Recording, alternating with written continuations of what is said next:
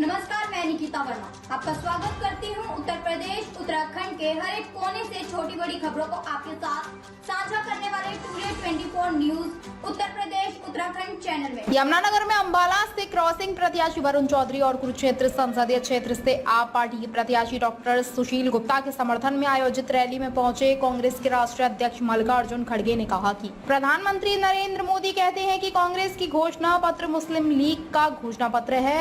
उन्होंने कहा कि अगर मोदी को पढ़ना नहीं आता तो कांग्रेस कार्यालय से व्यक्ति भेजकर उन्हें पढ़ाया जाएगा। यह देश के 140 करोड़ लोगों पर लागू होने वाला घोषणा पत्र है। उन्होंने कहा कि महंगाई, बेरोजगारी, गरीबों को आरक्षण बचाने के लिए जाति जनगणना जरूरी है, वह हम करवा कर रहेंगे। उन्होंने कहा कि यह चुनाव संविधान और लोकतंत्र को बचाने वाला चुनाव है। उन्होंने कहा कि हम अपनी लड़ाई को लड़ते रहेंगे, संविधान को बचाने की लड़ाई जारी रहेगी। उन्होंने कहा कि आरएसएस और बीजेपी संविधान को, देश को खत्म करना चाहते हैं, लेकिन 5 जून को जादू होगा, इसलिए मोदी परेशान हैं। उन्हें पता है कि वह नहीं आ रहे हैं। इंडिया गठबंधन की सरकार बन रही है। जगाधरी से कुलवंत चौधरी की रिपोर्ट है और जो 4 जून को रिजल्ट आने वाला है, इस देश की राजनीति की दिशा और दशा को ये दिखाने वाला है। ये देश इस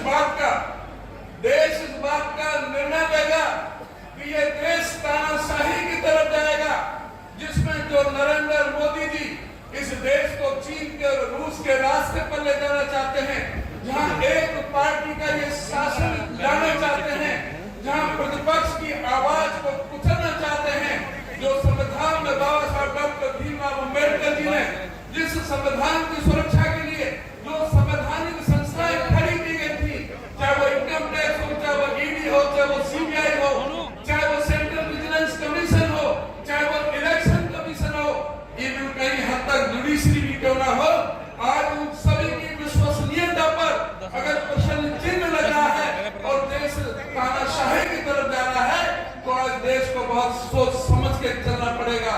आज देखना पड़ेगा जो हमारे कांग्रेस पार्टी के स्वाधीनता संग्राम के सेनानियों ने, जो कांग्रेस के नेताओं ने बाबा साहब डॉक्टर भीमराव अम्बेडकर की अध्यक्षता में जो संविधान को बनाने की जो जिम्मेदारी दी थी, और 2 वर्ष 11 मिनट 18 दिन लेकर के इस देश के दलित, पीड़ित, शोषित, उपेक्षित, सर्वहारा वर्ग के, गरीब समाज के, इस देश के हिंदू, मुस्लिम, सिख, ईसाई को, सभी व्यक्ति को, इस देश में रहने वाले प्रत्येक नागरिक को बराबर का समान अधिकार देने का, समान अभिव्यक्ति को प्रदान करने का, लिखने का, राइटिंग का, लिखने का अधिकार प्रदान करने का, और सबको अपनी मर्जी के मुताबिक पूजा पद्धति का जो अधिकार दिया था, और सबको, चाहे इस देश के राष्ट्रपति हो, चाहे सफाई कर्मचारी हो, चाहे कितना भी बड़ा अमीर हो, कितना गरीब से गरीब व्यक्ति हो, सबको समान वोट का अधिकार दिया था।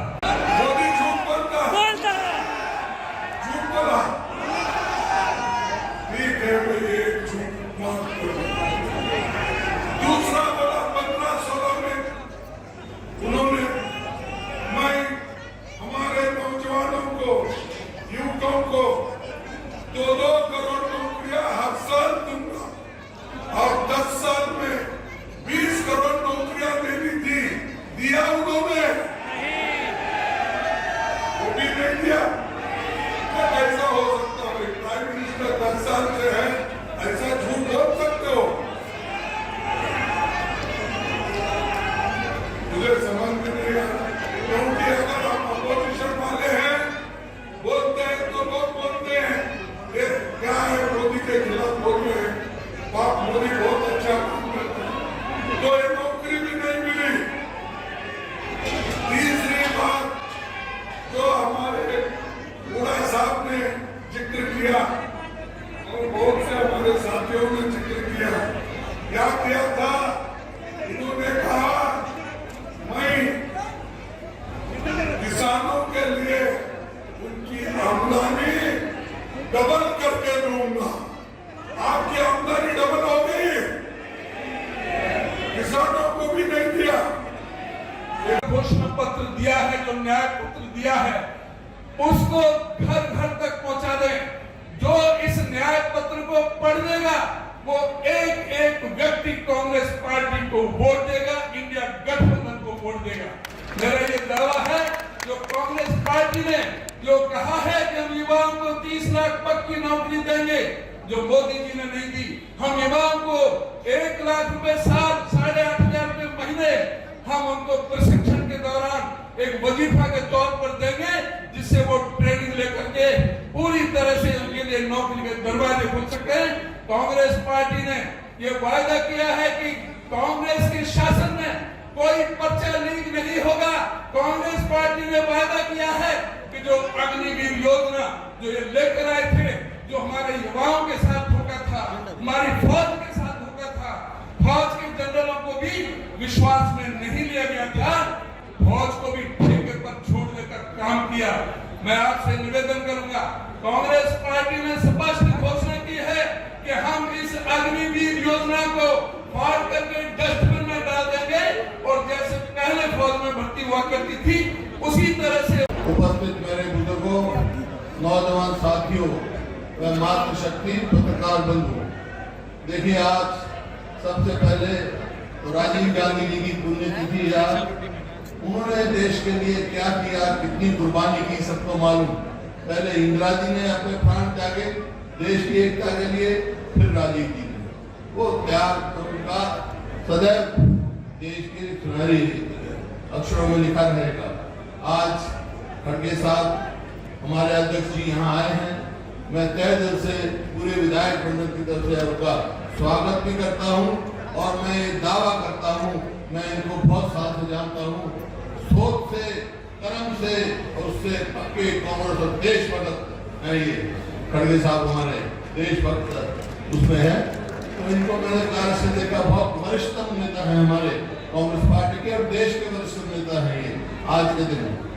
देखिए आज आप हरियाणा में हैं और यमुनानगर और जगाधरी का एरिया है, अंबाला जिले का है। अंबाला नाम है इनके लोकसभा क्षेत्र का। अंबाला एक ऐतिहासिक जगह है। 1857 का जो पहली आजादी की लड़ाई लड़ी, सबसे पहले चिंगारी अंबाला कैंट से पड़ी थी और मेरठ तक गई थी। तो ये ऐतिहासिक इलाका है। तो आज यहाँ आए हैं। देखिए मैं ज्यादा लंबी बात नहीं कहूँगा, मैं इतना ही बताना चाहता हूँ, जब केंद्र में यूपीए सरकार थी और हरियाणा में कांग्रेस सरकार थी 2014 तक, 2014 में हरियाणा जो है प्रति व्यक्ति आय में, प्रति व्यक्ति निवेश में, खेल खिलाड़ियों में, नौकरी देने में, कानून व्यवस्था में पूरे देश में नंबर 1 था। आज 10 साल से डबल इंजन की सरकार काम कर रही है। आज क्या हालत है? आज किस चीज में नंबर 1 हो गया हरियाणा। आज बेरोजगारी में नंबर 1 है देश में हरियाणा। आज महंगाई में और कानून व्यवस्था तो कोई चीज रही। तो ये आज परिस्थिति है। खड़गे साहब को बताना चाहता हूँ, इस किस्म की परिस्थिति है और आज काफी गंभीर सिचुएशन है। आज दुनिया, हमारा पूरा हरियाणा नहीं, पूरा देश खड़गे साहब आपकी ओर देख रहा है, कांग्रेस पार्टी की ओर देख रहा है, इंडिया अलायंस की ओर देख रहा है।